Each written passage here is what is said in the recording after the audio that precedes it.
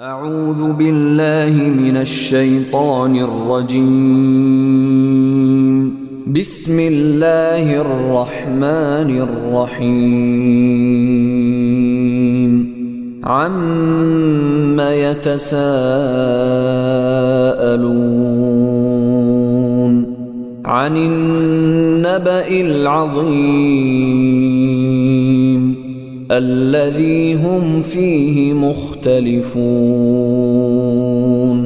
كلا سيعلمون ثم كلا سيعلمون ألم نجعل الأرض مهادا والجبال أوتادا وخلقناكم أزواجا وجعلنا نومكم سباتا وجعلنا الليل لباسا وجعلنا النهار معاشا وبنينا فوقكم سبعا شدادا وجعلنا سراجا وهاجا وأنزلنا من المعصرات ماء ثجاجا لنخرج به حبا ونباتا وجنات ألفافا إن يوم الفصل كان ميقاتا يوم ينفخ في الصور فتأتون أفواجا وفتحت السماء فكانت أبوابا وسيرت الجبال فكانت سرابا إن جهنم كانت مرصادا للطاغين مآبا لابثين فيها أحقابا لا يذوقون فيها بردا ولا شرابا إلا حميما وغساقا جزاء وفاقا إنهم كانوا لا يرجون حسابا وكذبوا بآياتنا كذابا وكل شيء أحصيناه كتابا فذوقوا فلن نزيدكم إلا عذابا إن للمتقين مفازا حدائق وأعنابا وكواعب أترابا وكأسا دهاقا لا يسمعون فيها لغوا ولا كذابا جزاء من ربك عطاء حسابا رب السماوات والأرض وما بينهما الرحمن لا يملكون منه خطابا يوم يقوم الروح والملائكة صفا لا يتكلمون إلا من أذن له الرحمن وقال صوابا ذلك اليوم الحق فمن شاء اتخذ إلى ربه مآبا إنا أنذرناكم عذابا قريبا يوم ينظر المرء ما قدمت يداه يوم ينظر المرء ما قدمت يداه ويقول الكافر يا ليتني كنت ترابا. محمد وآل محمد صلوات الله. جب کربلا میں داخلے شاہدی ہوا، تب ذوالجناح شاہ بھی آگے نہ بڑھ سکا۔ ناگاہ بنی اسد کا قبیلہ بھی آ گیا، تو سرور نے ان سے پوچھا یہ ہے کون سی جگہ؟ تو بولے بنی اسد کے ہے نام اس کا کربلا۔ مولا نے ان سے روکے وصیت میں یہ کہا، ارے کچھ امتحان ہم پہ کڑے ہویں گے یہاں، 10 دن کے بعد لاشیں پڑے ہویں گے یہاں۔ ارے اے بنی اسد والو میرا لاشا اٹھا لینا، اور کفن بھی پہنا دینا، میری مرقد بنا دینا، میرا لاشا اٹھا لینا، میری مرقد بنا دینا۔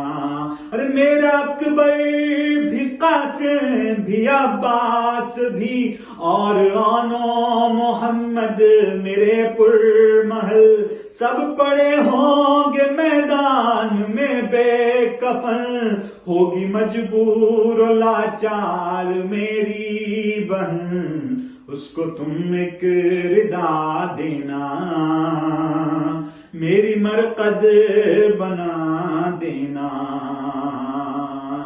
اور میں نبی کا نواسا ہوں اے دوستو، فاطمہ کا دلارا ہوں اے دوستو، تم سے شبیر کچھ بھی نہیں مانگتا، صرف ایک بات کہتا ہوں اے دوستو، کربلا کو بسا دینا، میری مرقد بنا دینا۔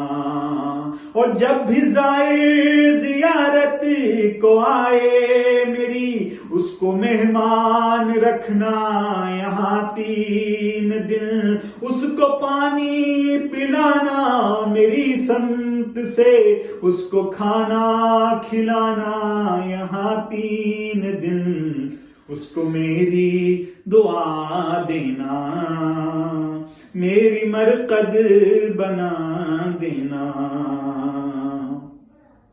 اور عصر کے بعد آئے گی شام علم، مال لٹ جائے گا، خیمے جل جائیں گے، بچے چھوٹے میرے ہیں سہم جائیں گے، جلتے خیموں سے ڈر کر نکل جائیں گے، ان کو جائے امان دینا، میری مرقد بنا دینا۔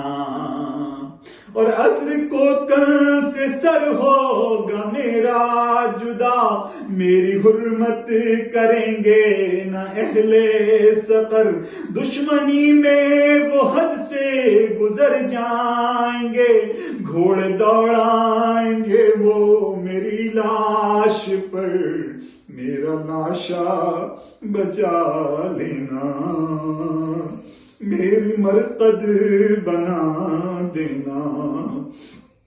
اور پھر اسد کے قبیلے کے بچوں سے بھی اس طرح میرا مولا مخاطب ہوا، اپنی مٹھی میں مٹی اٹھا کر تمہیں ہو سکے تو میری لاش پر ڈالنا، میری ماں سے دعا لینا، میری مرقد بنا دینا، اور میں کہاں جاؤں گا بے کس و بے وطن، سب کہیں گے مجھے شاہ تشنا دہن، رن پہ تیروں کا ہوگا میرا پیرہ، خاک کربو بلا ہوگی میرا کفن، سب کو خاک شفا دینا، میری مرقد بنا دینا، میرا لاشا اٹھا لینا، میری مرقد بنا دینا۔ فاتحہ۔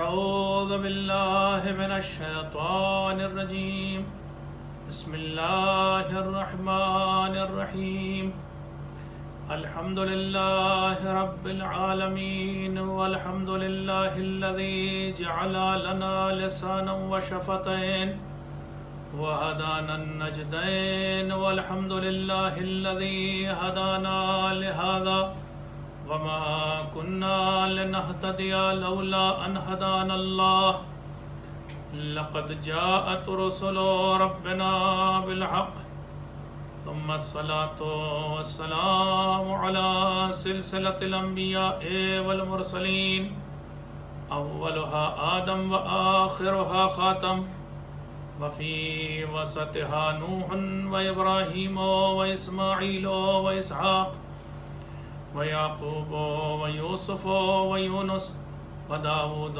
وسليمان وموسى وعيسى، لا سيما على أشرفهم وأفضلهم سيدنا ونبينا بالقاسم محمد، اللهم صل على محمد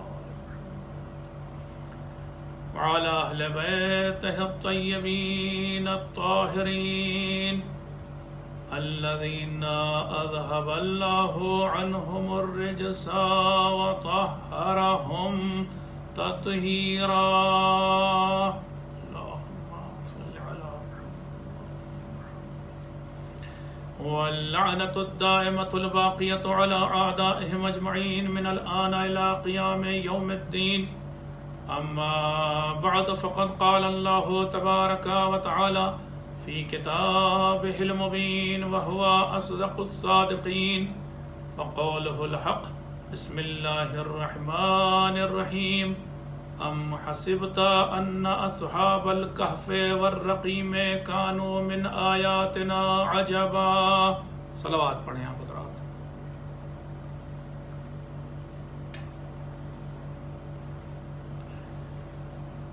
عزیزان گرامی، آپ بہتر جانتے ہیں کہ ہماری گفتگو قرآن مجید کی 18ویں سورہ کہف کے بارے میں ہو رہی تھی،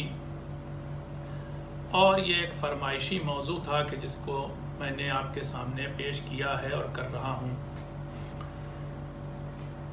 اصحاب کہف کا قصہ پچھلی مجلسوں میں 2 مجلسوں میں گزرا، اور اس کے کچھ نکات پر میں نے روشنی ڈالی۔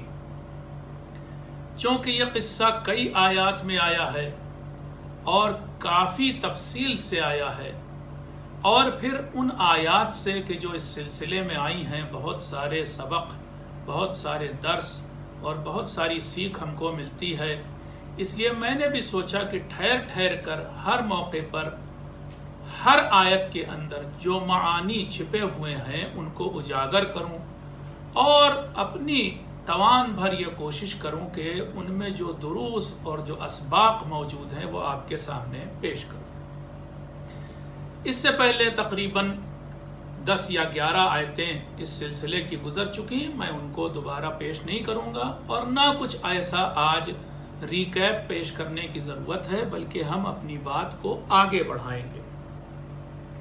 آگے اس طرح سے بڑھائیں گے کہ میں نے واقعہ آپ کے سامنے پیش کیا تھا کہ اصحاب کہف میں سے ایک کو بھیجا گیا تھا کہ وہ دوسروں کے لیے جا کر کے کھانا لائے، لیکن قرآن مجید نے ایک معمولی اس سلسلے میں بھی الفاظ نہیں استعمال کیے، بہت باریک باتیں ہیں یہاں پر۔ ہم نے دیکھا یا آپ لوگوں نے وہ سیریل جو اصحاب کہف پہ بنا، اس میں یہ دیکھا ہوگا کہ مثلا میں نے تو ویسے وہ سیریل نہیں دیکھا، لیکن جیسا اندازہ ہے تھوڑا ایک آدھ جگہ سے کہیں سے دیکھا تو یہ کہ ایک آدمی کو شاید بھیج دیا گیا ہوگا اور وہ جا کے کھانا لے آئے، لیکن قرآن مجید صرف کھانا لانے کی بات نہیں کر رہا ہے۔ آپ کو معلوم ہے کہ ان اصحاب کہف میں بھی 2 گروہ بن گئے تھے، 2 حصوں میں وہ لوگ بٹ گئے تھے، ان میں آپس میں اس بارے میں بحث ہوئی تھی کہ ہم کتنا سوئے، کسی نے کچھ کہا کسی نے کچھ کہا، بہرحال اس کے بعد یہ طے ہوا چونکہ وہ لوگ بھوکے تھے کہ ہمارے پاس جو سکے ہیں ان میں سے ایک سکہ لے کر کے کوئی آدمی جائے اور کھانا لے آئے، لیکن کھانا لے آئے کے لیے دیکھیں آیت کیا آئی ہے، آیت آئی ہے فَبْعَثُوا أَحَدَكُمْ، اور تم اپنے ایک آدمی کو بھیجو، یہ لوگ آپس میں ہی کہہ رہے ہیں یعنی ہم میں سے ایک جائے، بِوَرَقِكُمْ هَذِهِ، اس سکے کے ساتھ، إِلَى الْمَدِينَةِ، شہر میں جائے، اور پھر کیا کرے فَلْيَنْظُرْ أَيُّهَا أَزْكَىٰ طَعَامًا، وہ پورا شہر ڈھونڈے تلاش کرے کہ کون سا کھانا سب سے زیادہ پاک و پاکیزہ ہے۔ یہ بڑی اہم بات ہے۔ دیکھیے صدیوں سے وہ اصحاب کہف بھوکے تھے، ظاہر سی بات ہے بھوک لگ رہی ہوگی، چلیے اللہ تعالیٰ کے معجزے سے ان کو بہت دنوں بھوک نہیں لگی، لیکن پھر بھی جو عام حالات ہیں، ایک انسان جب سو کے جاگتا ہے تو بھوکا ہوتا ہے، تو اس نے بھوک لگ رہی تھی، لیکن اس بھوک کی حالت میں بھی انہوں نے یہ نہیں کہا کہ جو ملے بھیا اس سکے سے خرید کے لے آؤ ہم کھا لیں، نہیں، جا کے دیکھو اور شہر میں جو سب سے پاک اور صاف کھانا ہو وہ لاؤ۔ اچھا یہاں پر جو لفظ کھانے کے لیے استعمال ہوئی پاک کھانے کے لیے وہ ازکا لفظ سب سے پاک، اچھا اس میں بھی زے کاف یہ والا ازکا ہے، ازکا ایسا پاک کہ جو باطنی طور پر بھی پاک ہو، یعنی صرف ظاہری طور پر پاک نہیں۔ کبھی تو ہم یہ دیکھتے ہیں کہ بھئی کھانے میں نجاست پڑی ہے یا نہیں پڑی ہے، خون تو نہیں گر گیا تھا، کوئی اور نجاست تو نہیں گر گئی تھی، یہ ظاہری نجاستیں ہیں، لیکن باطنی نجاست کیا ہے؟ کہیں غصبی کھانا تو نہیں ہے، کہیں اس مال سے تو نہیں تیار کیا گیا جو رشوت سے حاصل ہوا تھا یا بطور رشوت حاصل ہوا تھا، یہ باطنی نجاستیں ہیں۔ ازکا میں ظاہری اور باطنی دونوں نجاستیں شامل ہیں، یعنی وہ اصحاب کہف ایمان کے اس درجے پر پہنچ گئے تھے کہ انہوں نے کھانے کے طور پر بھی معمولی کھانے کو اختیار نہیں کیا بلکہ پاک و پاکیزہ کھانے کو اختیار کیا۔ ایک صلوات پڑھ دیا حضرات۔ اب ایک روایت مجھے یاد آ گئی تو میں آپ کے سامنے پیش کر رہا ہوں۔ ہم کبھی کبھی کھانا، یہ تو کھانے کی بات ہے نا، یہ جو کھانا جس کے لقمے لیتے ہیں، یہ کھانا کس کے لیے ہوتا ہے؟ بدن کے لیے ہوتا ہے، لیکن آپ کو معلوم ہے اور اسلام کا نظریہ یہ ہے کہ انسان 2 چیزوں سے بنا ہے، بدن اور روح، جسم اور روح۔ جسم کی غذا یہی کھانا، روٹی ہے، یہی چاول ہے، یہی دال ہے یا جو بھی گوشت وغیرہ، یہ سب جسم کا کھانا ہے۔ روح کا کھانا کیا ہے؟ روح کا کھانا علم ہے، علم ہے۔ اب روایت جو یاد آئی مجھے وہ میں آپ کے سامنے یہ پیش کر رہا ہوں کہ ایک بار مولا علی علیہ السلام نے فرمایا، ایک صلوات پڑھیں ان کے لیے، اللہم صلی علی محمد۔ فرماتے ہیں مولا کہ جب تم میں سے کوئی انسان یہ کھانا کہ جو جسم کو دیا جاتا ہے، یہ روٹی، یہ نمک، یہ چیزیں جب کھانے بیٹھتا ہے اور رات کا وقت ہوتا ہے تو وہ کیا کرتا ہے؟ اپنے لیے چراغ روشن کر لیتا ہے۔ کیوں چراغ روشن کرتا ہے؟ اب یہاں پہ تو مولا نہیں کہہ رہے ہیں کیوں، لیکن میں آپ سے پوچھ رہا ہوں کیوں چراغ روشن کرتا ہے، کیوں روشنی کرتا ہے؟ اندھیرے میں بھی تو کھا سکتا ہے۔ اگر اندھیرے میں کھائے گا اور لقمہ اٹھا کے منہ میں ڈالے گا تو اندھیرے میں ایسا نہیں کہ منہ کے بجائے آنکھ میں چلا جائے گا لقمہ یا ناک میں چلا جائے گا لقمہ، جائے گا منہ ہی میں، تو پھر کیوں چراغ جلاتا ہے؟ جواب یہ ہے، اور آپ یہ شاید جواب دیں گے کہ کہیں کھانے میں کوئی غلط چیز نہ چلی جائے، کوئی کیڑا نہ چلا جائے، کوئی گندگی نہ چلی جائے منہ کے اندر، تو جب آپ اس ظاہری کھانے کے لیے اتنا اہتمام کرتے ہیں کہ اگر کھانا اندھیرے میں لا کر آپ کے سامنے رکھ دیا گیا تو آپ مولا علی علیہ السلام فرما رہے ہیں کہ تم تکلیف برداشت کرتے ہو اور اٹھتے ہو اور چراغ روشن کرتے ہو تب کھانا کھاتے ہو، لیکن جب تمہاری روح کو کھانا دیا جا رہا ہوتا ہے تو تم عقل کا چراغ روشن نہیں کرتے، یعنی تم ہر ایک سے جو کچھ مل رہا ہوتا وہ علم لے لیتے ہو، یہ نہیں سوچتے کہ یہ علم صحیح ہے یا نہیں، اس میں کوئی ملاوٹ تو نہیں ہے، کوئی غلط بات تو نہیں دی جا رہی کہ جو ہم اپنی روح کو دیتے ہیں۔ کل ملا کر میں ایسے اپنے الفاظ میں کہوں، ہم اور آپ ہر آدمی کو ممبر پہ بٹھا دیتے ہیں، یہ بھی نہیں دیکھتے کہ وہ آدمی ہم کو کیسا علم دے رہا ہے، پیور ہے، خالص علم ہے، وہ علم ہے کہ جو اہل بیت علیہ السلام نے ہم کو دیا تھا، یا پھر ملاوٹی علم ہے کہ جس میں شرک کی بھی آمیزش ہے، جس میں کفر بھی ملا ہوا ہے، جس میں ریاکاری بھی ملی ہوئی ہے، جس میں جہالت بھی ملی ہوئی ہے، جس میں اور برائیاں بھی ملی ہوئی ہیں۔ تو جب آپ علم لینے لگتے ہیں، جب آپ اپنی اس روح کو غذا دینے لگتے ہیں، تو پہلے اپنی عقل کے چراغ کو روشن کیا کیجئے اور یہ دیکھا کیجئے کہ کس سے لے رہے ہیں اور کیا لے رہے ہیں۔ ایک صلوات پڑھ دیجئے آپ حضرات۔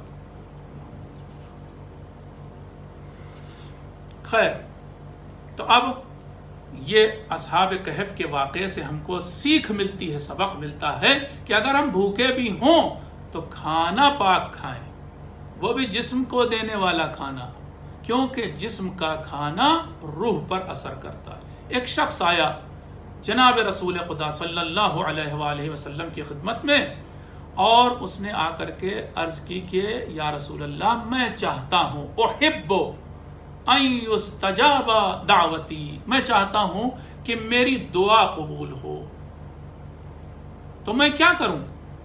رسول خدا نے فرمایا کہ تم پھر پاک کھانا کھایا کرو، وہ پاک کھانا کہ جو ظاہری نجاست بھی جس میں نہ ہو اور باطنی نجاست بھی نہ ہو۔ یعنی دعاؤں میں ہمیں اثر تب ملے گا کہ جب ہمارا لقمہ پاک ہوگا۔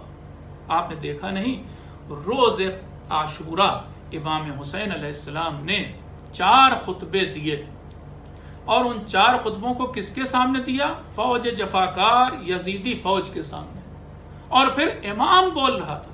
امام وہ کہ جس کے زبان میں تاثیر ہوتی ہے، جس کی زبان میں وہ دھار ہوتی ہے جو تلوار میں بھی دھار نہیں ہوتی، ایسی زبان یا ایسے الفاظ تو دل میں اتر جاتے ہیں، پھر اس فوج جفاکار پہ کیوں نہیں اثر کر رہے تھے یہ الفاظ؟ جواب یہ ہے کہ خود امام نے فرمایا، خطبہ دینے کے بعد جب وہ ہنس رہے تھے، جب وہ نعوذ باللہ ابن رسول خدا کا مذاق اڑا رہے تھے، نواسہ رسول کا مذاق اڑا رہے تھے، تو اس وقت امام نے فرمایا کہ میری بات اس لیے تم پر اثر نہیں کر رہی کہ قد ملئت بطونکم من الحرام، کیونکہ تمہارے پیٹ حرام سے بھرے ہوئے ہیں۔ اگر حرام دانہ پیٹ میں ہوگا تو پھر قول معصوم بھی اثر نہیں کرتا ہے۔ ایک صلوات پڑھ دیں آپ۔ خیر، اب وہ گیا اور اصحاب کہف میں سے وہ صحابی گیا اور وہ کھانا لے آیا، لیکن کھانا جب لینے جا رہا تھا تو یہی نہیں کہا کہ پاک کھانا لانا۔ اب میں اہل سنت حضرات کا بھی جواب دے دوں، انہوں نے کیا کہا کہ صاحب اسلام میں تقیہ نہیں ہے، اگر تقیہ ہوتا تو اصحاب کہف تقیہ کر لیتے، پھر غار میں جا کے نہیں چھپتے، وہیں اسی شہر میں رہتے اور تقیہ کر لیتے۔ اب میں جواب دے رہا ہوں، سورہ میں تقیہ کا ذکر ہے اور اصحاب کہف نے تقیہ کیا تھا۔ جب وہ شخص کھانا لینے جا رہا تھا جس کا نام یملیخہ تھا، وہ کھانا لینے جا رہا تھا تو باقی اصحاب کہف نے کیا کہا تھا اس سے؟ دیکھیے کیا کہا، قرآن مجید کہہ رہا وَلْيَتَلَطَّفْ، دیکھو بڑی خاموشی سے جانا، بہت چپکے سے جانا، بہت آہستہ جانا، نظریں بچا کے جانا۔ یہ نظریں بچانا یا آہستہ جانا یا خاموشی سے جانا یہ کیا ہے؟ آگے بھی کہہ رہے ہیں کہ وَلَا يُشْعِرَنَّ بِكُمْ أَحَدًا، اور دیکھو وہ جو تم جائے گا جو انسان ہماری طرف سے، وہ کسی کو خبر نہ ہونے دے۔ یہ کس چیز سے بچ رہے ہیں؟ آگے بھی ہے، یعنی اپنی جان بچا رہے ہیں۔ اگر وہ جان گئے لوگ، اگر یہ اس نے شور مچا دیا یا آہستہ سے نہیں گیا، چپکے سے نہیں گیا، تو کیا ہوگا؟ لوگ جان جائیں گے۔ اگر جان گئے انہم ان یظہروا علیکم، اگر وہ آگاہ ہو گئے کہ تم یعنی ہم لوگ اصحاب کہف پرانے زمانے کے لوگ ہیں یا غار میں چھپے ہوئے لوگ ہیں، یرجموکم تو تمہیں وہ پتھر ماریں گے، سنسار کر دیں گے بستی والے لوگ، وَيُعِيدُكُمْ فِي مِلَّتِهِمْ اور پھر تمہیں یعنی اصحاب کہف کو لوٹا دیں گے اپنے دین کی طرف، یعنی تمہارا ایمان جاتا رہے گا۔ صاف صاف تقیہ کا ذکر ہے، یعنی تم اب چپکے سے جانا، آہستہ جانا، کسی کو خبر نہیں دینا، اگر ان لوگوں کو خبر ہو گئی تو وہ تمہارا عقیدہ پھر سے بدل دیں گے، تمہیں اپنی قوم و ملت کی طرف لوٹا دیں گے۔ یہ سب کیا؟ یہ تقیہ ہی تو ہے۔ تو اب اہل سنت کو ذرا سا آنکھ کھول کے قرآن مجید کو پڑھنا چاہیے۔ قرآن مجید میں جا بجا تقیہ کا ذکر ہے۔ ایک صلوات پڑھ دیں آپ حضرات۔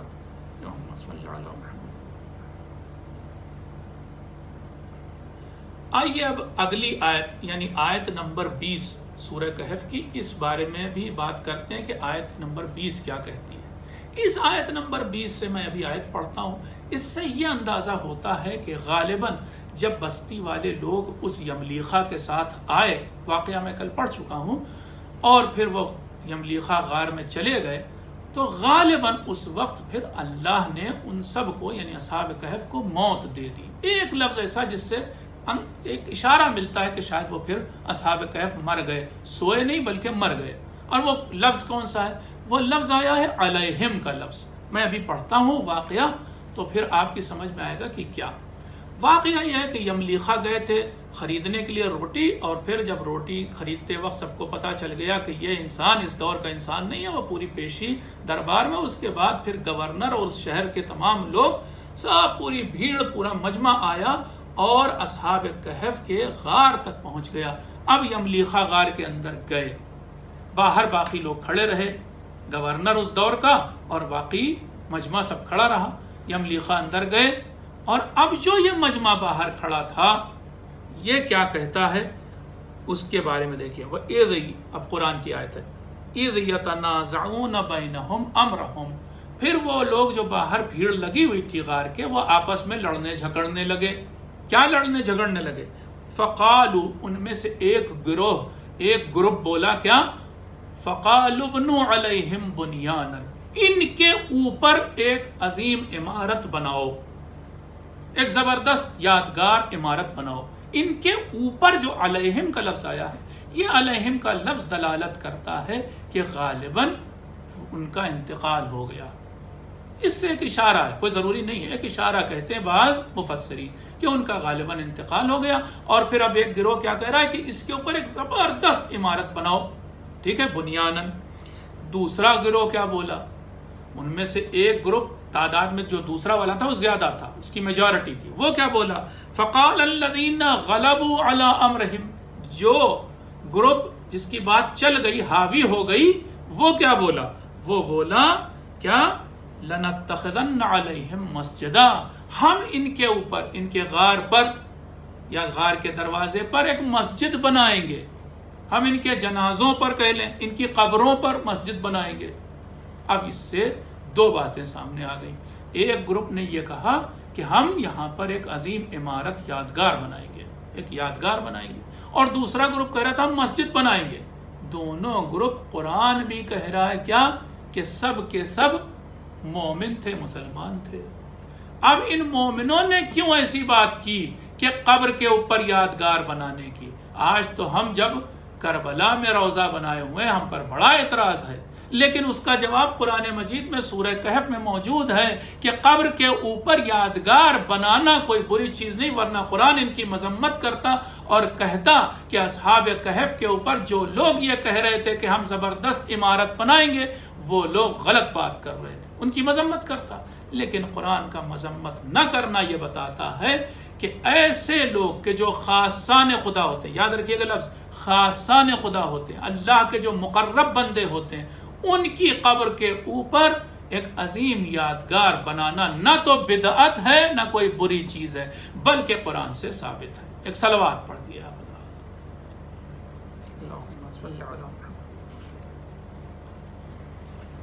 اس سے یہ بھی بتا دیں آپ کو یہ عمارت کیوں بنانا چاہ رہے تھے وہ لوگ۔ عمارت عام طور سے کسی قبر کے اوپر اس لیے بنائی جاتی ہے، یا تو اس کی قدردانی کی جا رہی ہوتی اس شخص کی جو مر گیا، اس کی قدردانی کی جاتی. بڑے بڑے میموریل بنے ہوئے ہیں, آپ دیکھتے ہیں دنیا میں ایک سے ایک میموریل بنے ہیں, ٹورسٹ جاتے ہیں وہاں پر, قدردانی کر رہا ہے وہاں کا انسان یا اس سے پہلے کے انسان جنہوں نے دفن کیا تھا, جنہوں نے میموریل بنایا تھا.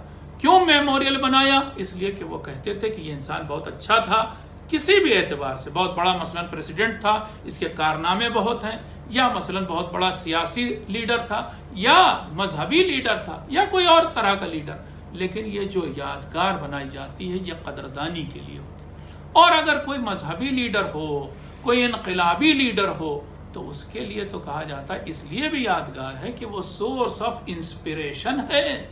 آج کتنے ہی لوگ غیر مسلم اربعین میں جاتے ہیں, آپ نے دیکھا ہوگا عیسائی لوگ گئے ہوئے ہیں کربلا, ہندو لوگ گئے ہوئے ہیں کربلا, بدھسٹ لوگ گئے ہوئے ہیں کربلا. ان سے پوچھا جا رہا ہے, انٹرویو لیا جا رہا ہے کہ آپ یہاں کیوں آئے ہیں. وہ کہتے ہیں کہ ہم حسین سے انسپریشن لینے آئے ہیں, ہم حسین سے سیکھنے آئے ہیں کہ ظلم کے خلاف کیسے کھڑے ہوا جاتا ہے, کیسے آواز بلند کی جاتی ہے. تو یہ سورس آف انسپریشن بنتی ہے عمارت, یہ یادگار. اس لیے تمہارے نگاہ میں آئے وہابیوں یہ سب چیزیں جو ہیں بدعت ہوں گی, لیکن ذرا دنیا کے عاقل لوگوں سے, عقل مند لوگوں سے پوچھو, یہ بدعت نہیں ہے, یہ سورس آف انسپریشن ہے. آج امام حسین علیہ السلام کے روضے کو دیکھ کر لاکھوں کے اندر جذبہ پیدا ہوتا ہے کہ وہ ظلم کے خلاف کھڑے ہوں, وہ اپنی جان کی قربانی دے دیں حق کی بلندی کے لیے. یہ جذبہ کون دیتا ہے؟ یہ حسین دیتے ہیں. آج آپ نے نہیں دیکھا اس دور کے لیڈرز, میں ایک مثال دے رہا ہوں, نیلسن منڈیلا کی مثال, یہ تو ابھی اس دور کا لیڈر تھا, ابھی چند سال پہلے انتقال ہوا. اس نے کہا کہ میں انسپائرڈ تھا امام حسین علیہ السلام سے. یہ انسپریشن اسے کہاں سے ملا؟ وہ یادگار حسین کا روضہ جو بنا ہے. اب حسین تو نہیں دکھتے, لیکن وہ روضہ ہر ایک کے دماغ میں ہے. تو جو انسپریشن ملتا ہے وہ اس یادگار سے ملتا ہے. اس لیے نہ تو یہ بدعت ہے بلکہ یہ بہترین کام ہے کہ جسے انجام دیا جاتا ہے. صلوات پڑھتے ہیں آپ ذرا. اب آئیے اسی سورہ کہف کی آیت نمبر 22 کے بارے میں کل میں آپ کے سامنے پیش کر رہا تھا. تھوڑی سی اس طرف ادھوری بات رہ گئی تھی, تھوڑا سا اور اس طرف روشنی ڈالنے کہ وہ آیت کیا کہہ رہی ہے, سَيَقُولُونَ ثَلَاثَةٌ رَابِعُهُمْ كَلْبُهُمْ. اے پیغمبر لوگ کہیں گے, ان میں سے ایک گروپ لوگوں کا یہ کہے گا کہ اصحاب کہف تو 3 ہیں اور ان کا چوتھا ان کا کتا ہے. پھر کچھ لوگ کہیں گے کیا, نہیں یہ 5 ہیں اصحاب کہف, 6واں کتا ہے. وَيَقُولُونَ 7, اور کچھ تیسرا گروپ یہ کہے گا کہ نہیں ان کی تعداد 7 ہے, 8واں کتا ہے. یہاں تک کہنے کے بعد اب قرآن کہہ رہا فَلَا تُمَارَ فِيهِمْ إِلَّا مِرَاءً ظَاهِرًا. اے پیغمبر آپ ان جھنجھٹوں میں نہ پڑیے, آپ ان بحثوں میں نہ پڑیے.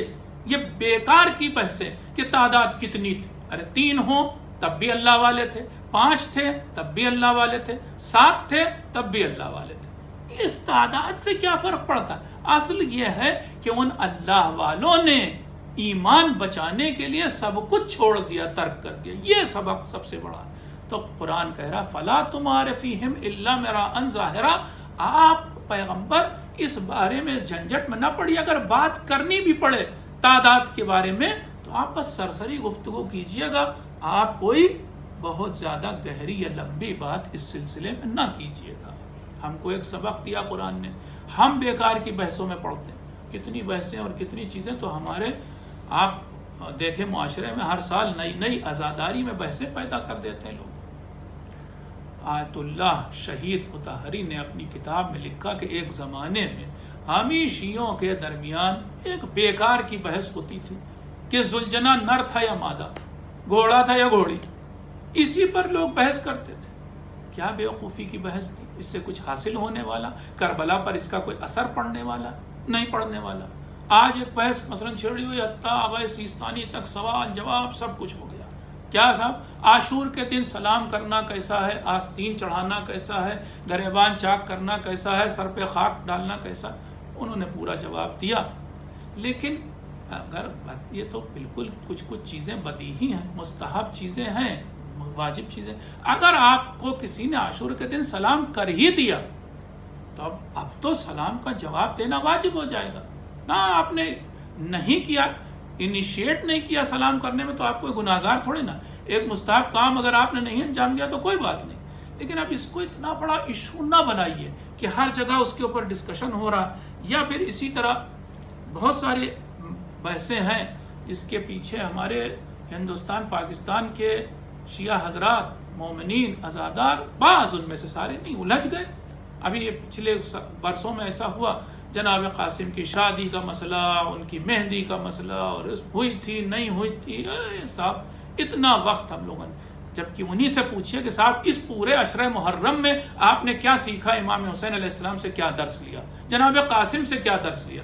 تو ابھی انہوں نے کوئی درس نہیں لیا، وہ تو اسی بحثوں میں لگ گئے کہ مہندی ہوئی تھی، اٹھانی چاہیے نہیں اٹھانی چاہیے، نظر ہونی چاہیے مہندی کی نہیں ہونی چاہیے، شادی ہوئی تھی یا نہیں ہوئی تھی. اس طرح کی بحثوں میں ہم لوگ الجھ کے رہ جاتے ہیں. قرآن کیا کہہ رہا ہے؟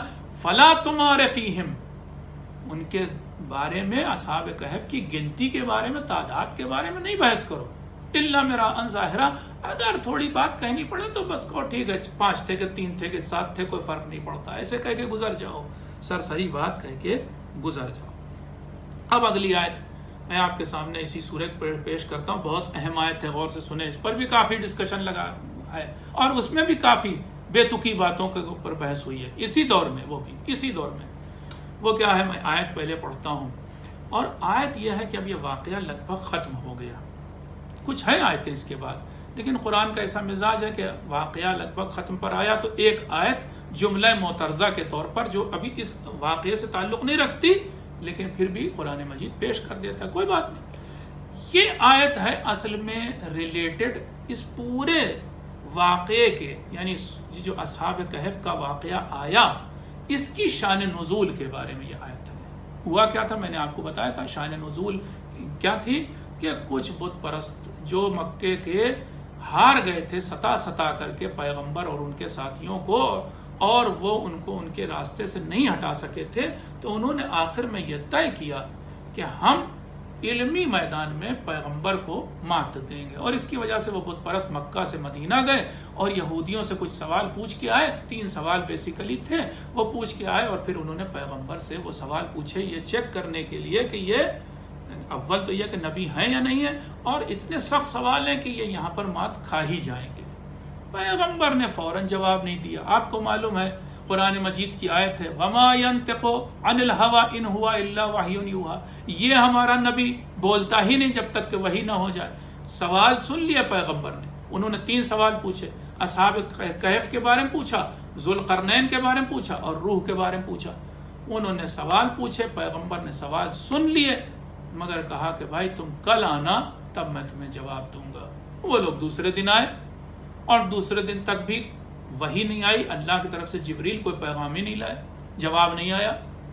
پیغمبر نے کہا تم واپس جاؤ کل آنا. یہاں تک کہ شان نزول میں لکھا ہے کہ 15 دن گزر گئے، آیت نہیں آئی، جواب نہیں آیا اللہ کی طرف سے. بعض روایات میں تو یہ ہے کہ 15 دن سے بھی زیادہ 40 دن گزر گئے، اور بعض میں تو یہ 60 دن گزر گئے اور جواب نہیں آیا.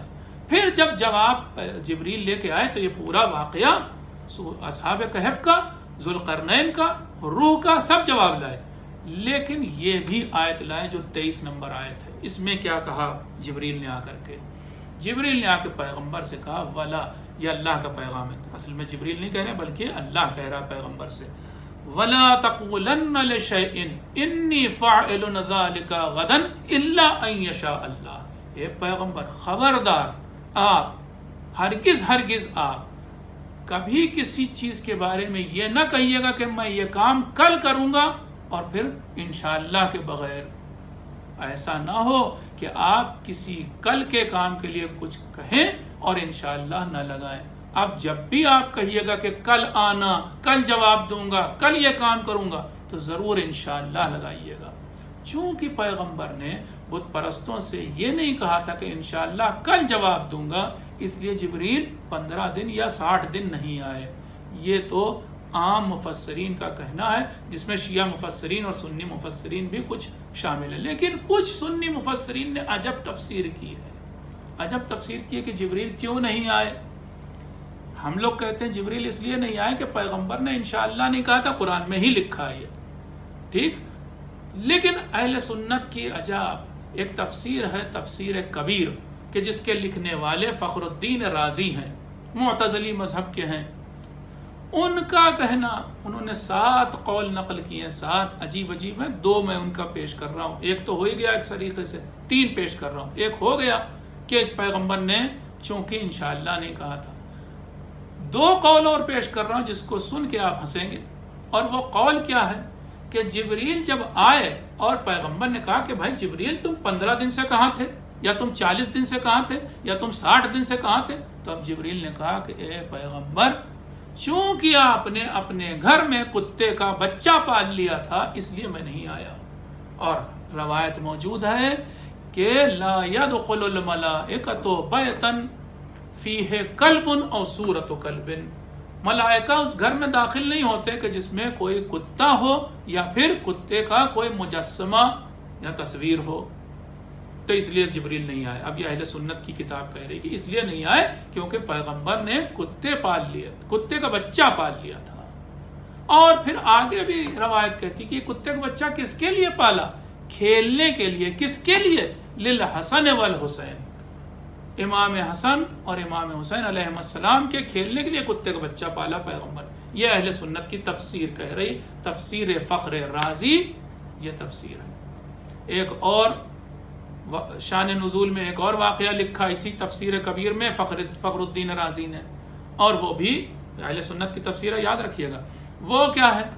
وہ یہ کہ ایک دن جب جبریل نہیں آ رہے تھے اس دوران ایک دن پیغمبر کی ایک بیوی جن کا نام میمونہ تھا، وہ اپنا جھاڑو لگاتے ہوئے گھر کی صفائی کرتے ہوئے پیغمبر کے گھر میں ان کی پلنگ کے نیچے جو انہوں نے جھاڑو مارا تو دیکھا کہ وہاں کتے کا بچہ مرا ہوا ہے. جب انہوں نے صاف کر دیا میمونہ نے، تب جبریل گھر کے اندر آئے اور جواب لائے ان سوالوں کا کہ جو مشرکین مکہ نے پوچھے تھے. ایک صلوات پڑھ دیا.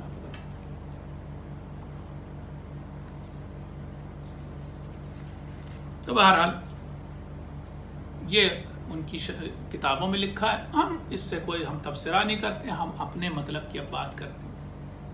انشاءاللہ کہنا، اب یہ دیکھیں اس پر بھی ہم لوگوں نے بے تکی بحث ابھی پچھلے دنوں تھی واٹس ایپ اور سوشل میڈیا پر کہ صاحب انشاءاللہ غلط ہے، ایسے لکھا جائے تو ایسے لکھا جائے. میں آپ کو سمجھا رہا ہوں اس میں کوئی ایسی برائی نہیں ہے، جیسے لکھا جا رہا وہ بھی ٹھیک ہے. ان الف اور نون، ان نون کے اوپر جزم دے دیجئے. یہ ان کا مطلب ہوتا اگر. عربی میں اگر آپ ان لکھیے تو اردو میں ترجمہ اس کا ہوگا اگر. شاء چاہا، شاء کا مطلب چاہا، اگر چاہا. ان شاء اللہ ہو، اللہ نے، تو اگر چاہا اللہ نے، ایسے ہو گئے. یہ 3 ورڈ ہیں، ان شاء اللہ. لیکن جب آپ عربی میں بھی ان کو پڑھیں گے تو اس طرح سے ہی پڑھیں گے انشاءاللہ. اس لیے پڑھتے وقت تو ہم انشاءاللہ ہی کہتے ہیں، بولتے وقت تو انشاءاللہ ہی کہتے ہیں. لکھنے میں ہاں فرق ہو سکتا ہے، اور آپ ہو سکتا ہے کہ ان کو الگ لکھیں، انشاءاللہ کو الگ لکھیں، فرق نہیں پڑتا. حالانکہ قرآن نے بھی بہت سے موقعوں پر الف نون اگر ایک جگہ آ رہا تھا بعد میں لام الف آ رہا تھا تو ملا کے لکھ دیا. مثال دے دوں آپ کو، فَلَعَلَّكَ بَاخِعٌ نَفْسَكَ أَلَّا يَكُونُوا مُؤْمِنِينَ. اللہ یکونو لکھا ہے، اللہ یکونو ان اللہ یکونو دراصل تھا. اب یہ عربی زبان کے کچھ قاعدے ہیں پڑھنے کے، وہ بھی گرامر والے نہیں ہیں بلکہ تلاوت یا قراءت کے کچھ قاعدے ہیں، ان کو آپ گہرائی میں نہ جائیے. کل ملا کر کے انشاءاللہ کا مطلب یعنی اللہ نے چاہا. اس کی تاکید بہت ہے. قرآن مجید میں 6 جگہ پر آیا ہے انشاءاللہ لفظ، یا یشاء اللہ لفظ آیا. تو کل ملا کر کے ہمیں یہ جاننا چاہیے کہ کوئی چیز ہمارے اختیار میں نہیں ہے، اصل اختیار اللہ کا ہے. یہاں تک کہ روایت میں موجود ہے کہ حضرت امیر المومنین علیہ السلام نے ایک بار قسم کھائی، خدا کی قسم، لیکن جیسے ہی قسم کھائی تو فوراً یہ کہا کہ اگر اللہ نے چاہا تو، خدا کی قسم اگر اللہ نے چاہا تو میں اب بطور خوراک سوائے، اگر بطور خوراک مجھے نمک اور روٹی بھی ملا تو میں اسی پر قناعت کروں گا. یعنی اس سے زیادہ نہیں مانگوں گا، اسی پر سیٹسفائی رہوں گا۔ لیکن اس میں بھی انشاءاللہ لفظ استعمال کیا مولا علی علیہ السلام نے، تو یہ انشاءاللہ بڑی اہم بات ہے۔ حتیٰ کہ قسم میں اگر آپ کوئی کام کرنے جا رہے ہیں مستقبل میں تو قسم کھاتے وقت بھی انشاءاللہ ضرور کہیے۔ اور ایک آپ کو واقعہ بتاتا ہوں، واقعہ یہ ہے کہ چھٹے امام جعفر صادق علیہ السلام کا دور تھا۔ اللہم صلی علی محمد و آل محمد۔ امام نے اپنے اصحاب سے کسی کے نام خط لکھوایا، کہا کہ ایسے ایسے مضمون کا ایک خط تیار کرو، لکھو۔ اصحاب نے فوراً خط لکھ دیا، امام کی خدمت میں لائے کہ اب آپ اسے دیکھ لیجئے اور سائن کر دیجئے، دستخط کر دیجئے۔ امام نے جو خط کو دیکھا تو فرمایا کیفا رجوتم ان یتم ھذا، تم کیسے امید رکھتے ہو کہ یہ کام ہوگا جبکہ تم نے اس میں انشاءاللہ لفظ کا استعمال ہی نہیں کیا؟ یہ کام ہوگا ہی نہیں، گویا امام کہہ رہے ہیں تم نے چونکہ انشاءاللہ نہیں لکھا اس لیے کام نہیں ہوگا۔ پھر امام نے فرمایا کہ فانظروا، دیکھو، کہاں کل موضع، ہر جگہ جہاں جہاں انشاءاللہ کی ضرورت ہے لکھو، یعنی 10 بار ضرورت ہے تو 10 بار لکھو۔ اس سے ایک نتیجہ ہم اور نکال لیں، انشاءاللہ صرف بولنے میں ہی نہیں ہے، لکھنے میں بھی اگر تحریر ہے کوئی، اگر کوئی رائٹنگ ہے اور اس میں فیوچر کی کوئی بات کی جا رہی ہے، مستقبل کی کوئی بات کی جا رہی، تو ہمیں انشاءاللہ لکھنا بھی چاہیے۔ اسی سلسلے میں پیغمبر اسلام جناب ختمی مرتبہ حضرت محمد مصطفیٰ صلی اللہ علیہ وآلہ وسلم کا قول ہے کہ وہ فرماتے ہیں کہ انسان کا ایمان کامل ہی تب ہوتا ہے کہ جب وہ اپنے کاموں میں انشاءاللہ کہنے لگتا ہے۔ کیسے مطلب؟ اس کا مطلب کیا؟ اس کا مطلب یہ کہ انسان یہ ماننے لگتا ہے کہ میرا کچھ دخل نہیں ہے، اللہ نے چاہا تو ایسا ہوگا اور اگر اللہ نے نہیں چاہا تو ایسا نہیں ہوگا۔ یہ انسان کے توحید ہے دراصل، اسے توحید افعالی کہتے ہیں، یعنی ہمارا بس اس دنیا میں نہیں ہے۔ لا یملک نفسی نفعا ولا ضرا ولا موتا ولا حیاتا ولا نشورا، نہ تو میرا بس اپنی موت پر ہے، نہ حیات پر ہے، نہ اٹھنے پر، نہ بیٹھنے پر، نہ دنیا کے کاموں پر، کسی چیز پر میرا بس نہیں، اللہ کا بس ہے۔ تو اس سے بڑھ کر ایمان، اس سے بڑھ کر عقیدہ کیا ہو سکتا ہے؟ ایک صلوات پڑھ دیا آپ۔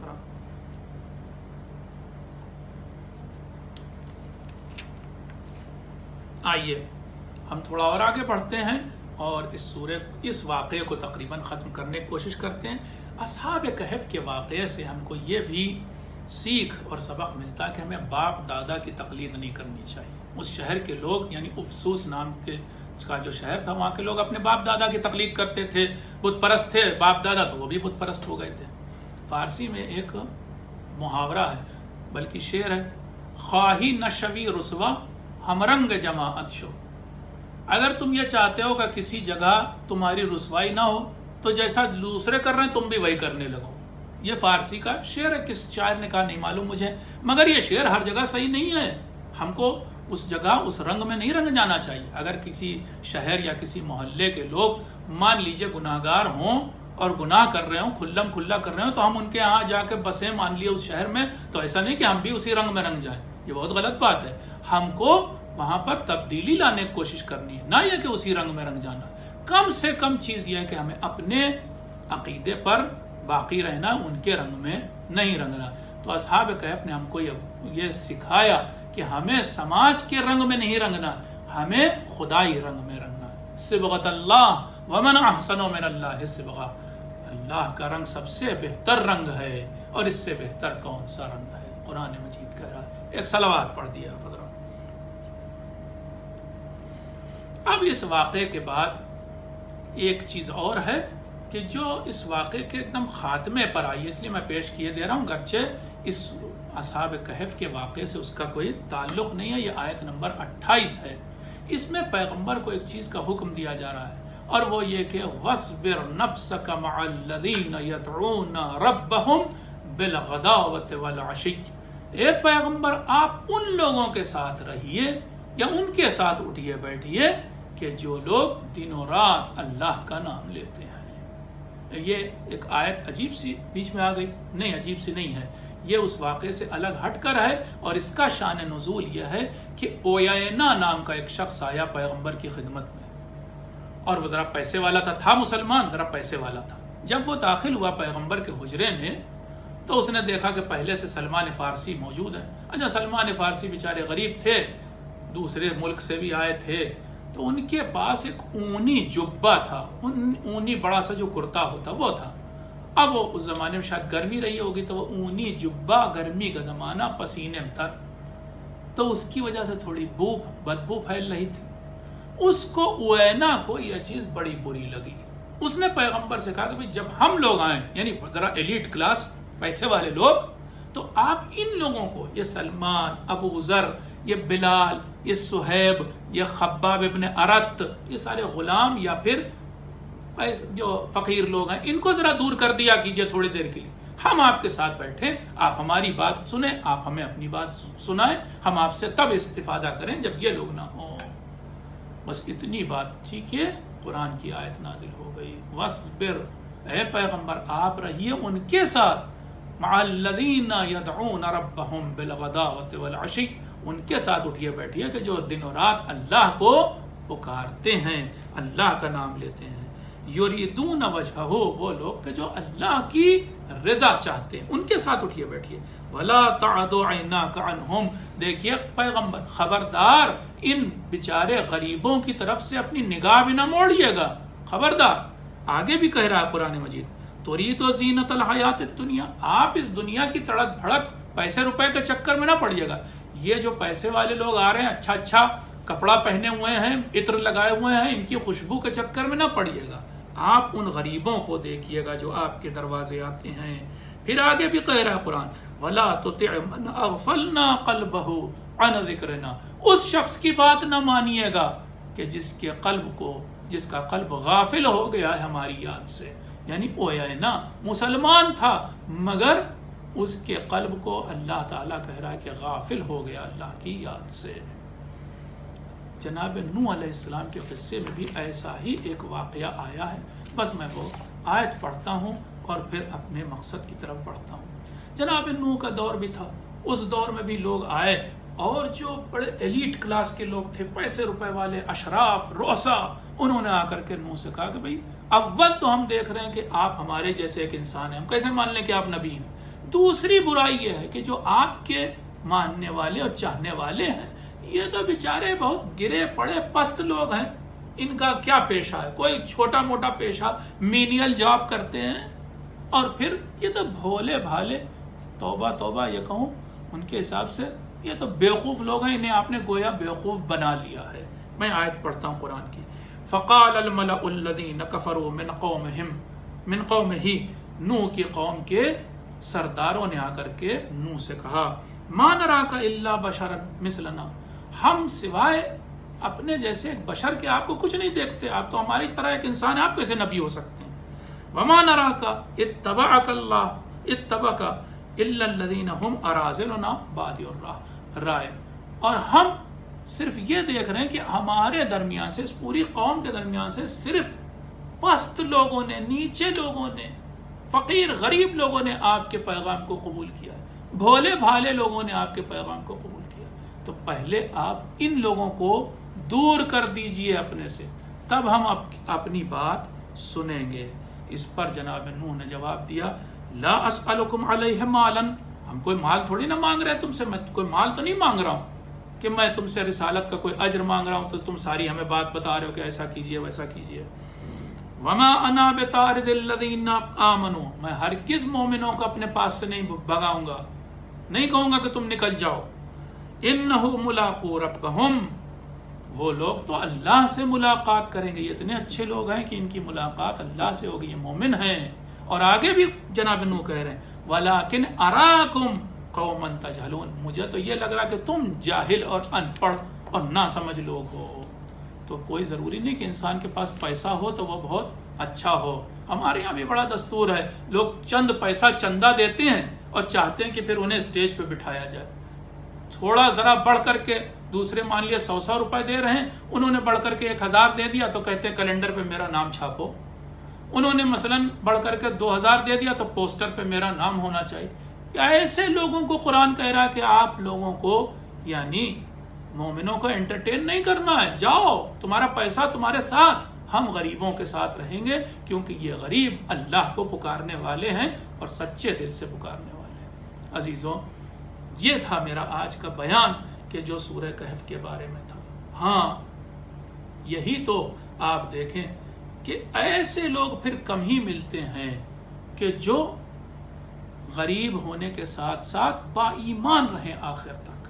زیادہ تر لوگ یا تو پیسے کی تلاش میں ہوتے ہیں اور تڑک بھڑک کی تلاش میں ہوتے ہیں، تو وہ دنیا کی طرف چلے جاتے ہیں۔ جیسا کہ کربلا میں ایک زندہ مثال موجود ہے، پسر سعد تھا مدینے میں، بچپن میں امام حسین علیہ السلام کے ساتھ کھیلا تھا اور پھر پیسے روپے کی طرف بھاگا تو اپنی دنیا بھی کھو دی، آخرت بھی کھو دی۔ لیکن ایسے بھی تھے کہ جنہوں نے پیسے روپے کا کوئی خیال نہیں کیا اور حسین کی مدد کرنے کے لیے تمام رکاوٹوں کو توڑتے ہوئے پہنچے تھے۔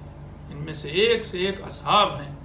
آپ دیکھیے جناب مسلم ابن اسجہ کا قصہ پڑھیے، آپ جب جناب حبیب ابن مظاہر کا قصہ اور واقعہ پڑھیے کہ کس طرح سے تمام پابندیوں کو توڑتے ہوئے کوفے سے پہنچے تھے حسین کی نصرت کے لیے۔ اور تو اور صرف بڑے ہی نہیں، بچے بھی حسین کی نصرت کو آ گئے تھے۔ ہاں عزیزوں، میں آج چاہتا ہوں ان بچوں کا تذکرہ کروں کہ جنہوں نے کم سنی کے باوجود اپنی جان کو حسین کی جان سے زیادہ عزیز نہیں سمجھا۔ کون سے وہ دو بچے؟ وہ دو بچے حسین کے اپنے بھانجے اون محمد۔ روایات میں ہے کہ جب شادی ہوئی تھی جناب زینب کی جناب عبداللہ سے، تو ایک شرط یہ رکھی گئی تھی کہ جب کبھی مستقبل میں حسین کسی سفر کے لیے جائیں گے اور کہیں گے کہ زینب تمہیں ہمارے ساتھ چلنا ہے، تو دیکھو عبداللہ تم روکو گے نہیں۔ ہاں، وہ موقع آ گیا، حسین نے جناب زینب کو ساتھ لیا۔ ایک روایت تو یہ کہتی کہ مدینے سے ہی دونوں بچے ساتھ چلے تھے۔ ایک روایت یہ کہتی ہے کہ مکہ پہنچنے کے بعد جناب عبداللہ نے لا کر کے مکے میں حسینی کارواں سے دونوں بچوں کو ملحق کیا تھا۔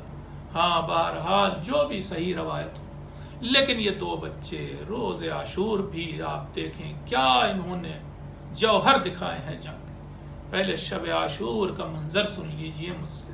ایک خیمہ ہے کہ جس میں جناب زینب موجود ہے، ایک خیمہ ہے کہ جس میں جناب ام فروا موجود ہے، ایک خیمہ ہے جس میں جناب ام کلثوم موجود ہے۔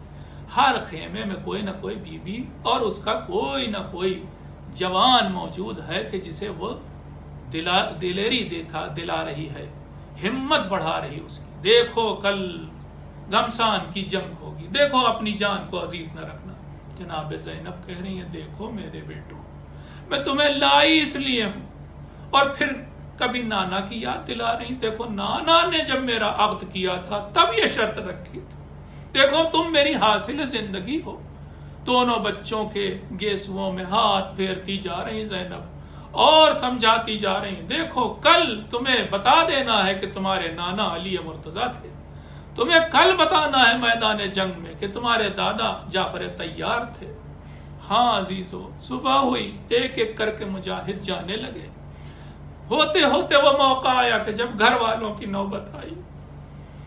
کہتے ہیں اور روایات میں بھی ہے کہ بنی ہاشم کے پہلے شہید جناب علی اکبر تھے، جو بھی روایت صحیح ہو، لیکن جب ان بچوں کی باری آئی تو اب دیکھ چکے تھے کہ کسی کو مولا جلدی اجازت نہیں دیتا، اور جناب زینب کو شاید اس بات کی خبر تھی۔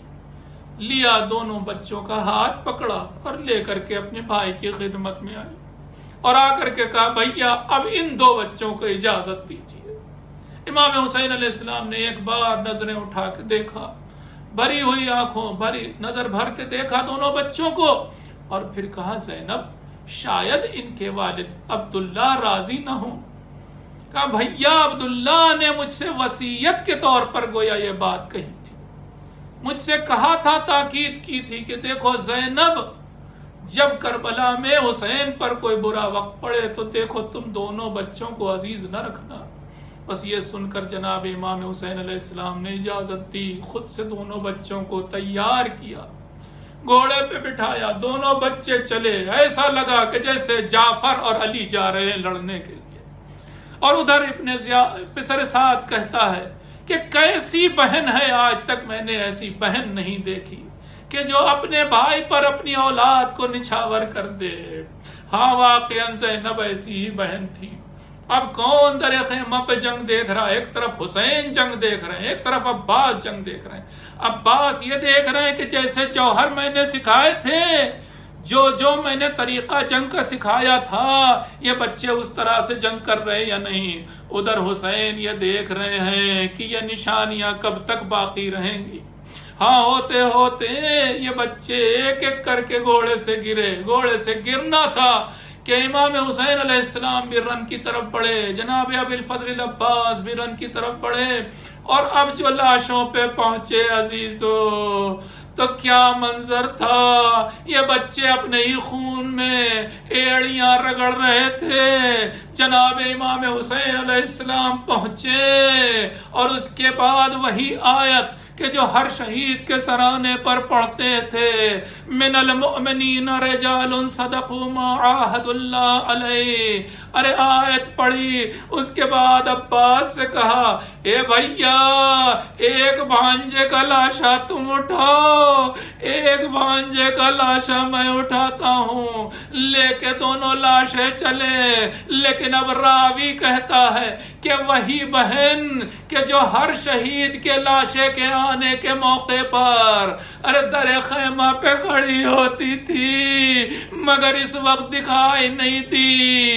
اب جو بعد میں راوی نے معلوم کیا تو شاید بتانے والے نے کسی نے بتایا کہ اس وقت زینب مصلی پر سجدہ شکر بجا لا رہی تھی، اے میرے مالک میری ان دو قربانیوں کو قبول کر لینا۔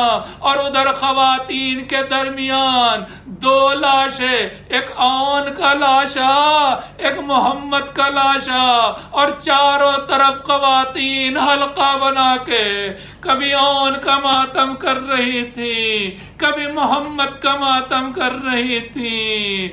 ایسا لگتا تھا جعفر و علی کے جنازے آ گئے۔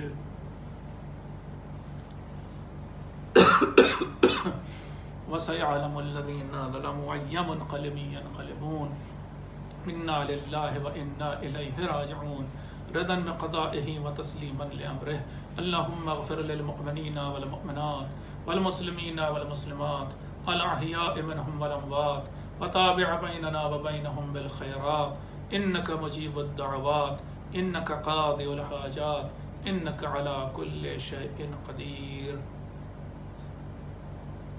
حسین آج ہے تنہا، حبیب آ جاؤ۔ حسین آج ہے تنہا، حبیب آ جاؤ۔ بڑا ہے وقت خدایا، بڑا ہے وقت خدایا، حبیب آ جاؤ۔ حسین آج ہے تنہا، حبیب آ جاؤ۔ حسین آج ہے تنہا، حبیب آ جاؤ۔ کربلا یہاں دوست کی ضرورت ہے، یہاں تو مجھ سے بھی پہلے تیری شہادت ہے۔ نہیں ہے کوئی ہمارا، نہیں ہے کوئی ہمارا، حبیب آ جاؤ۔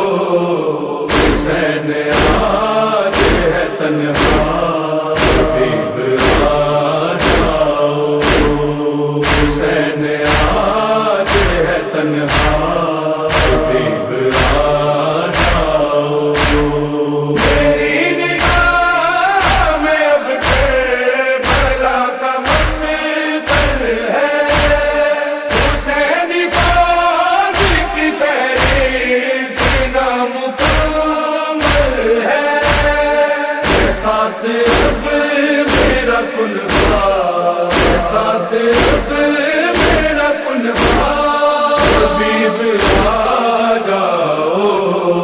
حسین آج ہے تنہا،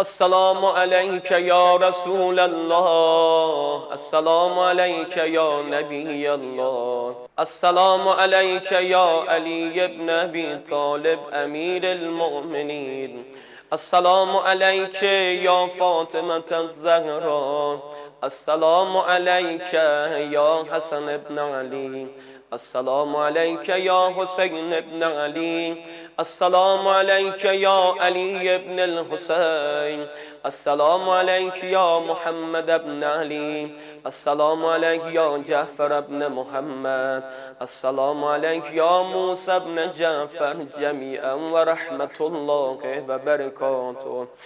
السلام عليك يا غريب الغرباء، يا معين الضعفاء والفقراء، يا علي بن موسى الرضا اطلبنا عند قبرك الشريف.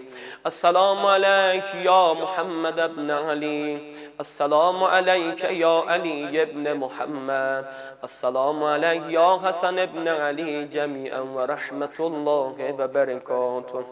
صلى الله عليك يا مولانا يا صاحب الزمان، السلام عليك يا خليفة الرحمن ويا شريك القرآن ويا إمامنا وإمام الإنس والجان، أجل الله تعالى فرجك وظهورك إن شاء الله ورحمة الله وبركاته. الغوث الأمان يا صاحب الزمان، الغوث الأمان يا صاحب الزمان، الغوث الأمان يا صاحب الزمان ورحمة الله وبركاته. بر محمد و آل محمد صلوات الله.